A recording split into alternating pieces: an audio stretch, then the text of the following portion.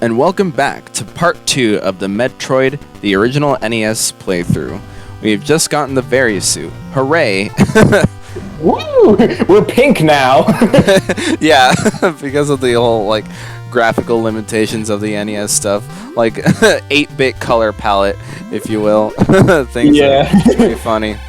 In fact, something I will say right now is, like, can you see, like, the little white pixels on the door right there? Yeah.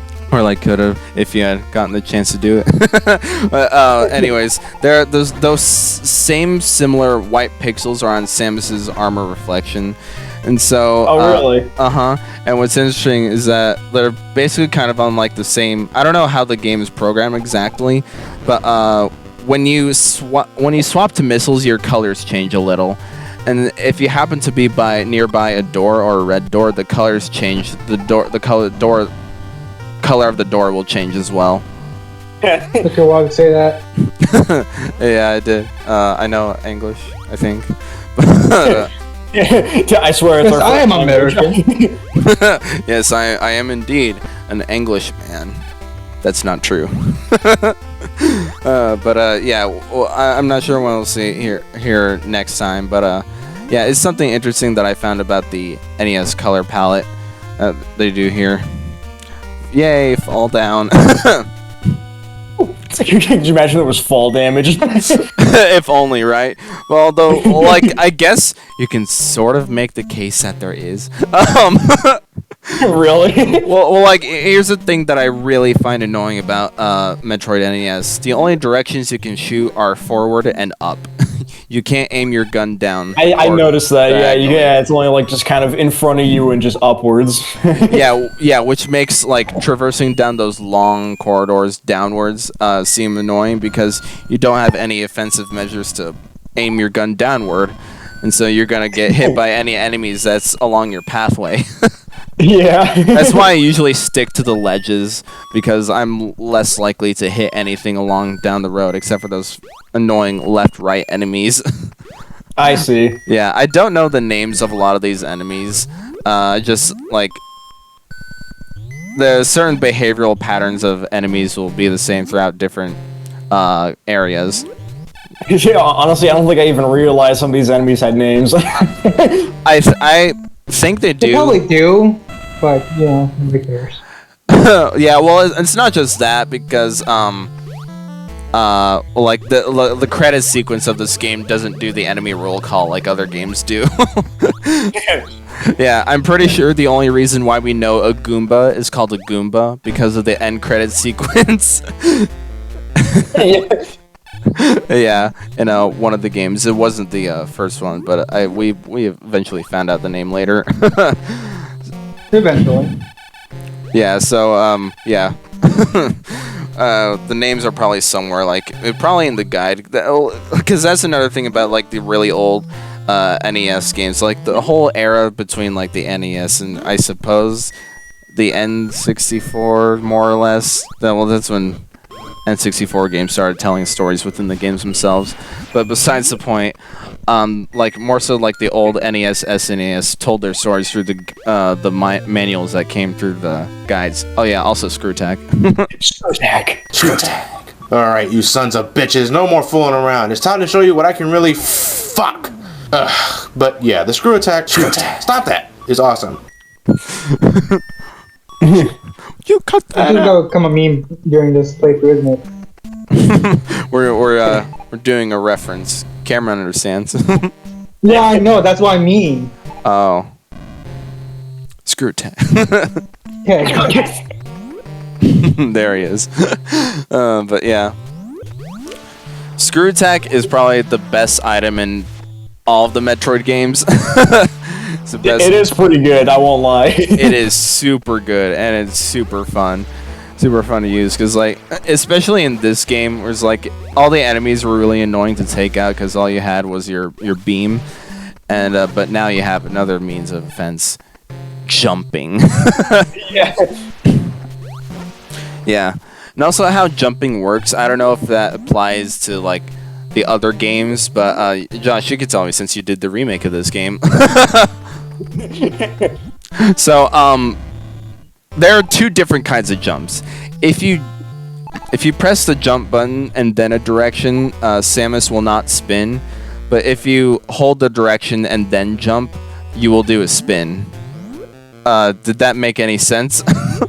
Yeah, I think a lot of other Metroid games do that too, and I definitely know it's like that in Zero Mission. And there's actually some parts of some items that when you try to collect them, that it's actually better to just do like the standard jump instead of doing a spinning jump. Oh, really? Yeah. Okay, that's actually cool that they utilize both jumps in that game then. Yeah.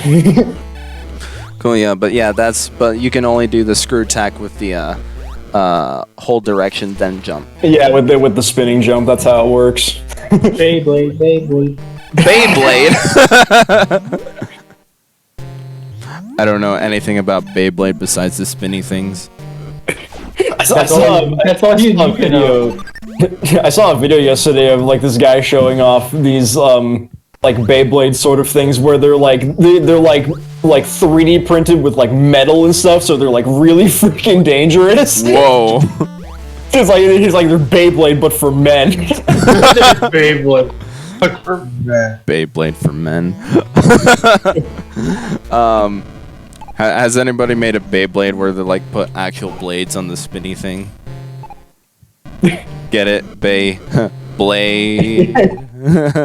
I'm funny, gang. Don't worry. I saw a thing where somebody took a fidget spinner and put like knives on it. Whoa! You guys ever see those Beyblades that were just a fucking tower of Beyblades, but they were super shitty since they were so long? A tower of Beyblades? No. There were Beyblades that were like really long, but they were really shitty because of it. Let me see if I can find a picture of this. Okay. Cool, yeah. Is this what I think it is? Okay, yeah, so that right there is the wave beam. I do not collect the wave beam, I only show off the wave beam. The reason why I don't collect it is because the wave beam essentially replaces your ice beam. Yeah, I was gonna say, doesn't it like replace your beam if you collect a different one? Yeah, and so if you wanted the ice beam, you'd have to go get it again. Yeah. Yeah, if you can figure out where that is. Well, interestingly enough, there are like 2 ice beam locations in this game. I'm not sure why. Oh, really? Yeah, there's one in Brinstar, which is the one I collected. Then I actually don't remember if I show off the one in Norfair here, but there are 2 of them. I'm not sure why that is, but yeah, in this game. This thing. You gonna know these things? Gonna have to put it in the video now. No, I don't remember those things. You don't. These things were a thing. I've never seen them before. Really? Dude, Yeah, I had a few of those. Well, the thing with me, I have never seen those before. I call this one the Leaning Tower of Pisa. Well, the thing about it for me is I never grew up with Beyblade, so I only know about it. That's your problem, Ethan. It's like, I'm not saying it's a problem. You're just mean. You make it sound like a problem. Well, it's not. Shut up. No, I believe you just interpret it as a problem. Yes, thank you, Cameron. He Yeah, understands. exactly. Cameron's got the big brain here. I think you're talking about the wrong person then.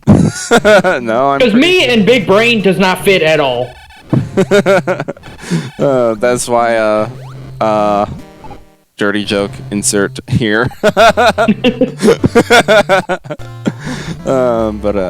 Yeah. Okay. So I think right now what I'm doing is like, I think I've basically gotten every single item in the game now. I definitely know you've gotten like all the power-ups at this point, probably. I think I do, because like there's a screw attack. We got that. We got the high jump boost. We got the Varia suit. Those are like the 3 most important. Those are like the 3 big ones. Yeah. Then the ice beam, and that's pretty much it. I think right now I'm just going after all the rest of the missiles in this game. The missiles and the energy tanks. That's basically all you have left to collect after you've gotten the main upgrades that'll help you get through this game better and more tolerable. Just more ammo and more health.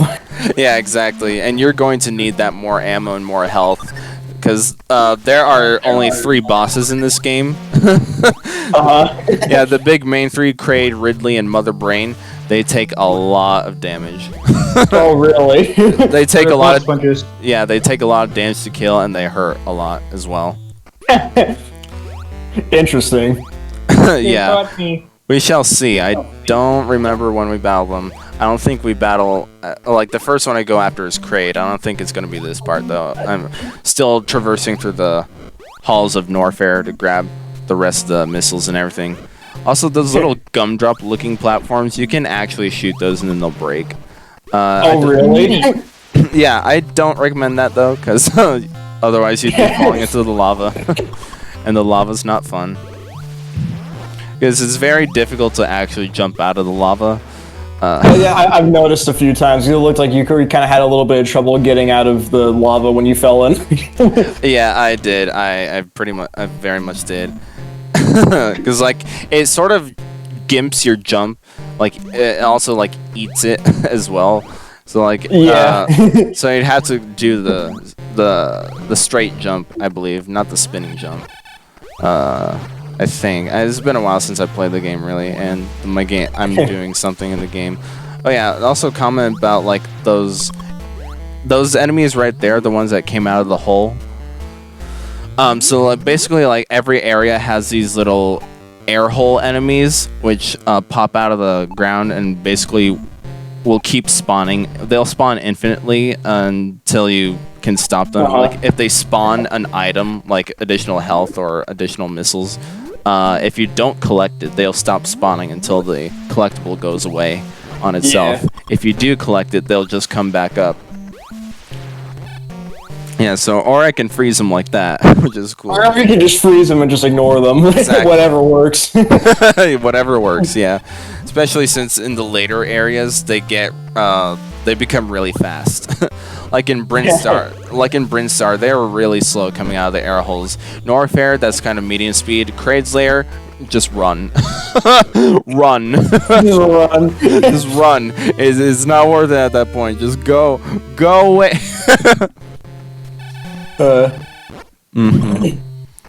Alrighty. That energy tank is the one that I just collected. You have to like go around the map. You have to go to the far end left of the map, and then come around to the right of it until you can get it. The energy tanks in this game are placed in more inconvenient locations than the missiles because they're energy tanks. Yeah, they give you more health. Like obviously they're gonna be more valuable than extra missiles.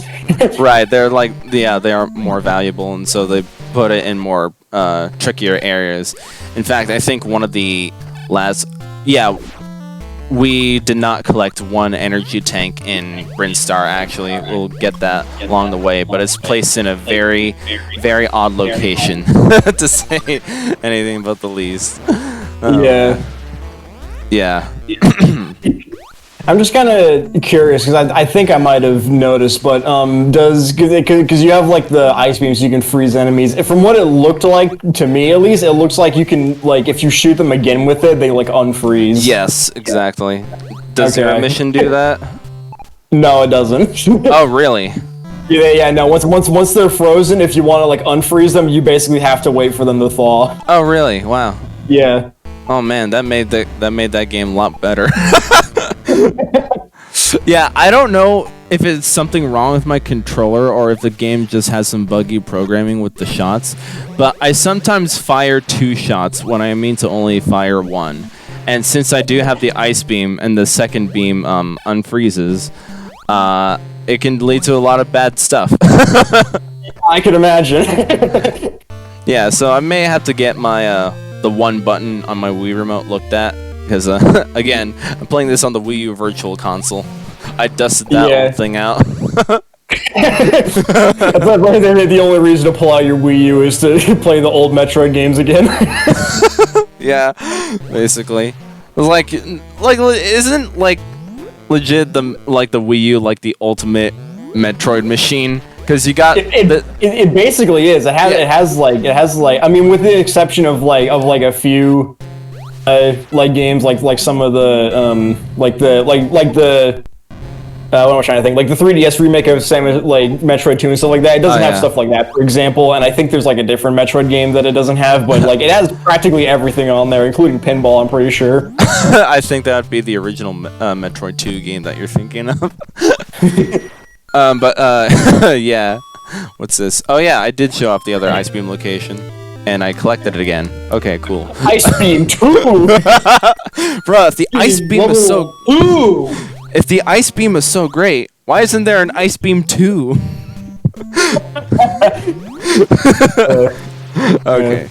That'd be on the like the Wii U Virtual Console, with the exception of like Metroid 2. Like it has basically every game on there. So if there's any Metroid game that you haven't played, then you want to you want to get ready for like the new one that's coming out in October. Like that's the perfect thing to play. You want to dust off your Wii U because it's got this game, Super Fusion, Zero Mission, the Prime Trilogy, Prime Hunters, and Other M. If you want to consider that a game. Yeah, so it's crazy. And then, like I've also been seeing videos of like people saying like if because I'm pretty sure like Zero Mission and Fusion and so like some of those Metroid games are actually at like the top of like for sales or whatever on like the Wii U like Virtual Console, and people are just going like, well, I mean, if they're doing so well on Wii U, imagine how well they do if Nintendo put them on the Switch. Oh man, right? That would be so cool. Where's the GameCube? Bro, we've been asking for a GameCube Virtual Console emulator for so long, and what do we get? The DS. Yeah, it's interesting playing the DS games on the Wii U, because remember top screen, bottom screen, DS, and the Wii U has its own screen as a controller. Yeah. So you have like a lot of options to set up your screen on there. So you can basically kind of do like the TV gamepad screen duo, like the top screen and bottom screen on the original DS. That's kind of interesting, but then you realize your bottom screen's so small. They're like, whoa, my top screen is so huge. I can count the pixels. You could do that. There's also a setting on there to like also like on your TV screen have the bottom screen, top screen, kind of like what you see on YouTube videos. But the weird part is how it's laid out on the gamepad. It's vertical. I remember seeing something about that. Yeah, if you do like the top and bottom screen on your gamepad, I mean, like it works, but you have to like hold your Wii U sideways to do that. Yeah, and it's dumb. It's really dumb. And I even think like up and down normally on the D-pad then becomes left and right when you're holding that style. It's really dumb, and I hate it. Now I don't know how I'm gonna record. Oh man. But yeah, okay. What's happening right now? We're going through like the 100th copy paste thing. Yeah. This is like the 10th wall we've had to bomb through so far. Yeah, that's the thing about the big copy paste stuff. I don't know why the original Metroid really likes to do like the bomb wall stuff. Like every 4 blocks, you have to bomb another wall. And then just keep going along. I don't know why they do that a lot, but that is kind of weird. It's a thing. They're like, okay, from like what you've been seeing on the screen, Josh, is like how much of this looks familiar or like sort of familiar or kind of different from how Zero Mission does it.